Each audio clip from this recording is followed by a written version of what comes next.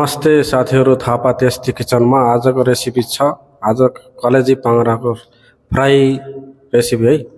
यसको लागि चुलामा कराई बसालेर पनि तेल हालेको छु।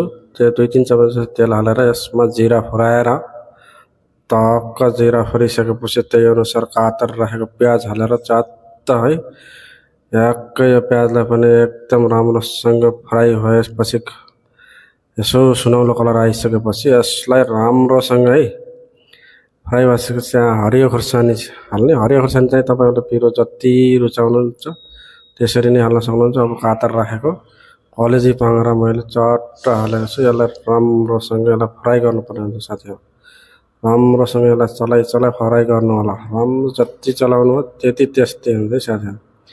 टेस्टी पनि, मिठो पनि, हेल्दी पनि है। यो बनाउन जाने भने यो चाहिँ नेपाली स्टाइलले बनाएको है, होममेड हो।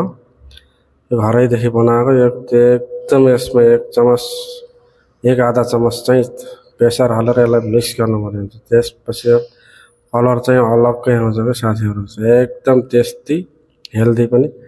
त्यस सँगसँगै यसलाई लगभग 4-5 मिनटसम्म भुट्नुपर्ने हुन्छ। भुटिसकेपछि टमाटर हाल्नुपर्ने हुन्छ। राम्रोसँग काटेर राखेको टमाटर हाल्दा पनि हुन्छ, नहाल्दा पनि हुन्छ। टमाटरलाई मिक्स गरिसकेपछि यसको लागि चाहिँ एकदम 3-4 मिनट पानी छोड्छ है। यो कलेजी पाङ्रा पानी छोडेको हुन्छ। त्यस्तै यसलाई र यो पानी सुकाउनु पर्ने हुन्छ साथीहरू।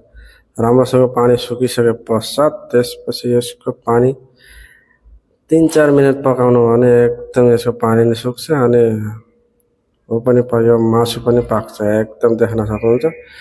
त्यसमा स्वादअनुसार नुन हाल्ने, त्यसपछि अनि मसलाहरू जिराको धुलो हाल्ने, अनि धनियाको धुलो हाल्ने, गरम मसला हाल्ने, अनि छ भने चिकन मसला पनि हाल्दा हुन्छ। राम्रोसँग चिकन मसला हालेर यसलाई राम्रोसँग मिक्स गर्नुपर्ने हुन्छ साथीहरू। एकदम राम्रोसँग मिक्स गरेर चलाएर देख्न सक्नुहुन्छ पानी अझै थोरै छ। यसलाई पनि सुकाउनु पर्ने हुन्छ। एकदम राम्रोसँग सुकाइसकेपछि सुक्खा फ्राई कलेजी पाङ्रा है।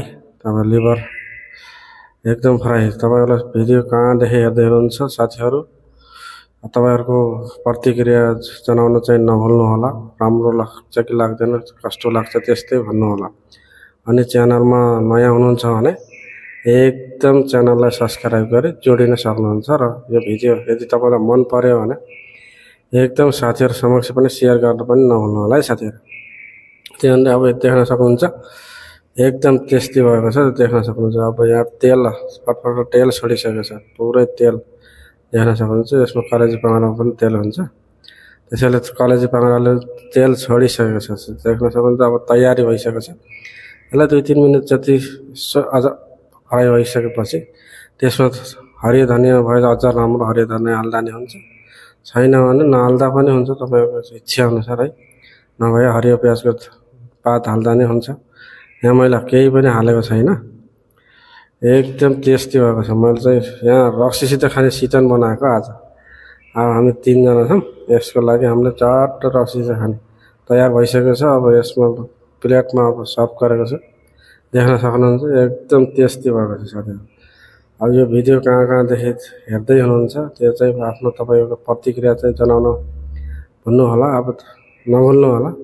त्यसरी बनाइसकेपछि मैले टेस्ट पनि गरेको छु है साथीहरू। देख्न सक्नुहुन्छ एकदम टेस्टी छ, एकदम सुपर फास्ट भएको छ।